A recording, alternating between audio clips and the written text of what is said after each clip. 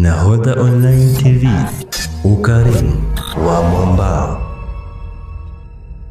Unakumbuka mwanga wa Kibatari au hujawahi kusikia kabisa?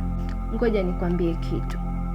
Kabla sijakwambia, naomba usubscribe, like, comment pamoja na kushare video hii.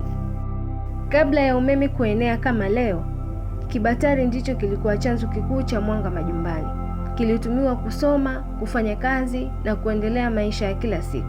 Lakini leo kimebaki historia. Ingawa kulikuwa na mwanga hafifu na harufu ya mafuta ya taa, Kibatari kilikuwa sehemu moja ya maisha ya kila siku. Familia zilikusanyika karibu, watoto wakisoma, wazee wakisimulia hadithi za zamani. Je, unalikumbuka pia hilo? Nikukaribishe kusikiliza mwanzo hadi mwisho makala fupi inayohusiana na enzi ya mwanga wa Kibatari. Ni mimi msimuliaji wako Amina Ali. Katika miaka ya nyuma, maisha ya wengi vijijini, hata baadhi ya mijini, yalitegemea sana Kibatari kama chanzo kikuu cha mwanga wa nyakati za usiku.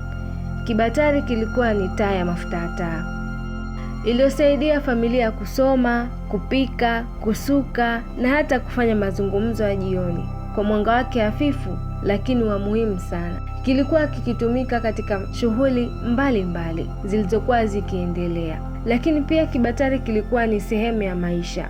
Kila nyumba ililazimika kuwa na Kibatari angalau kimoja. Watoto waliketi karibu nacho wakifanya homework zao, wazazi wakisoma na kushonea, na wazazi wakisimulia hadithi za kale.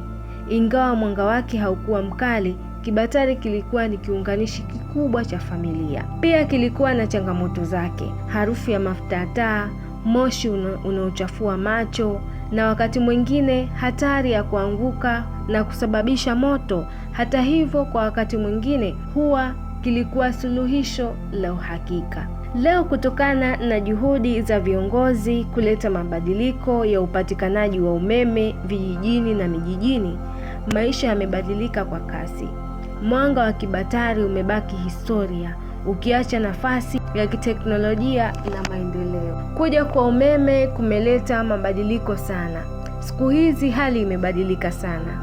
Kuenea kwa umeme kumeleta mwanga bora zaidi, salama na rahisi kutumia. Taa za umeme na hata taa za sola zimechukua nafasi ya Kibatari. Watu sasa wanaweza kusoma usiku mwanga mkali bila moshi wala harufu. Watoto wanafanya kazi zao za shule kwa urahisi zaidi, na biashara ndogo ndogo zinaweza kufunguliwa hata usiku. Kibatari kimekuwa ni kumbukumbu ya enzi zilizopita. Ingawa Kibatari kimepotea kwa kiasi kikubwa, bado ni sehemu ya historia ya maendeleo ya jamii.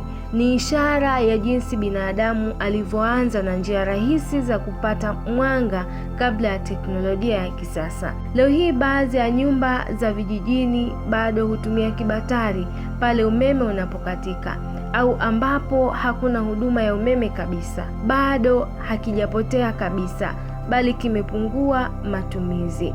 Kibatari ni ushahidi wa safari ndefu ya maendeleo ya teknolojia ya mwanga, kutoka mwanga hafifu wa mafuta ya taa hadi mwanga mkali wa umeme. Maisha ya binadamu yamebadilika kwa kiwango kubwa. Ingawa watu wamepiga hatua, ni muhimu kukumbuka kwamba Kibatari kilikuwa sehemu muhimu ya maisha ya vizazi vilivyotangulia, na ndicho kilichowawezesha kufika hapa walipo. Kila mwanga wa leo una historia yake katika giza la jana. Asante kwa kunisikiliza. Endelea kusubscribe, comment, kushare na kulike Nahodha Media TV. Kwa heri.